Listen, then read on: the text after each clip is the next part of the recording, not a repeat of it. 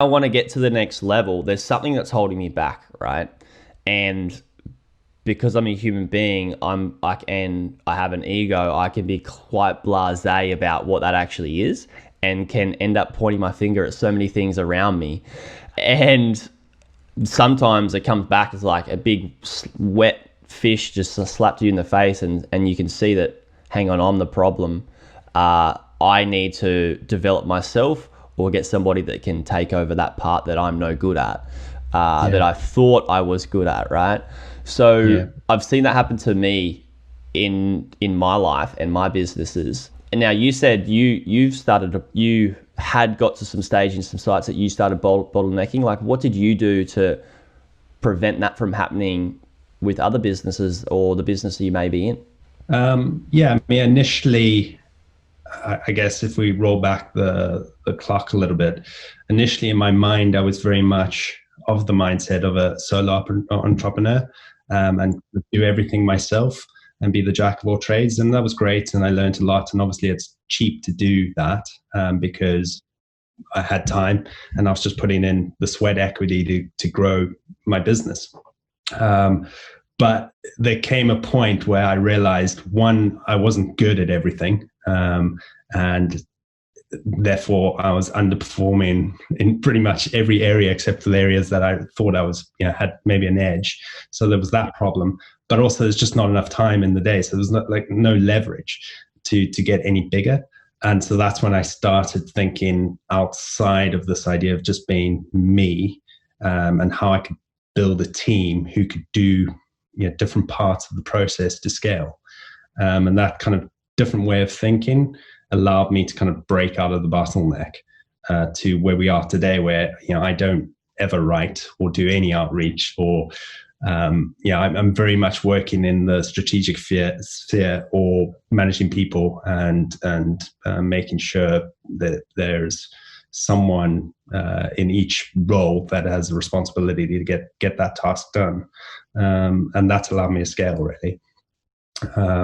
And yeah, in terms of affiliate, where we do, from my personal portfolio, the two key things in affiliate are content and outreach, or some people term kind of building links, that nasty dark space, the dark arts.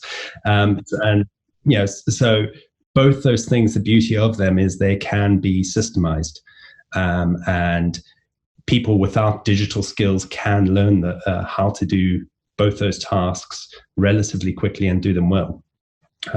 So that's effectively what I set my goal to do. I was going to need to build a team, a content team and an outreach team. The way that we're structured today is both our writers and our outreach team can do either or role, or they can switch between. And I actually like, this is quite a new process in our business, where we've moved from a mindset where we've got content writers and an outreach team, and instead each person is responsible for a piece of content, and that piece of content includes outreach and social media activity. So they're doing the whole suite, from content ideation, keyword research, content creation, publishing, on-page SEO, outreach, and social media promotion. And then they go on to the next piece. I love that, because for some people that haven't got a team or haven't worked with people and training, one of the things that I picked up was that, your outreach team can do the content writing and vice versa. That's really important, just in case somebody leaves or, is absent for a certain amount of time and somebody needs to pick up the slack. But I love the idea of having one piece per person, because if you get somebody to write a piece and then you send it to somebody for social media, they're not going to know what copy to put on social media, and they're going to have to read the whole thing to understand it. It just eliminates it eliminates error, and also eliminates time needed to know what needs to be put in for sharing that Yeah, I mean, content, right?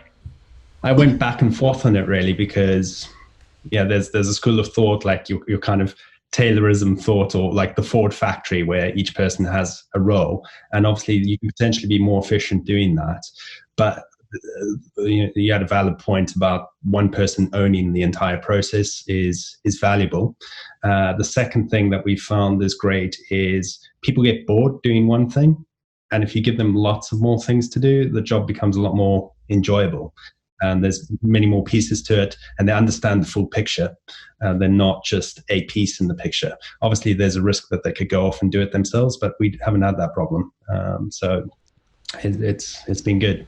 I think it's understanding that need to go off and do it yourself versus doing it for somebody else is really cool as well, because if you're going to give somebody the perks and the benefits to work with you to do so, they're going to stay because, hey, being an entrepreneur is like freaking hard. Like, as you said, being a solo entrepreneur, which is really, really hard, is just, there's a lot of work that goes into it. And I advise against it. Like, coming back to the point of like coming to start doing your own stuff, like as soon as you can get people on board to help, and it doesn't need to be, I'm going to hire a content writer or a link builder or an SEO or a digital marketer.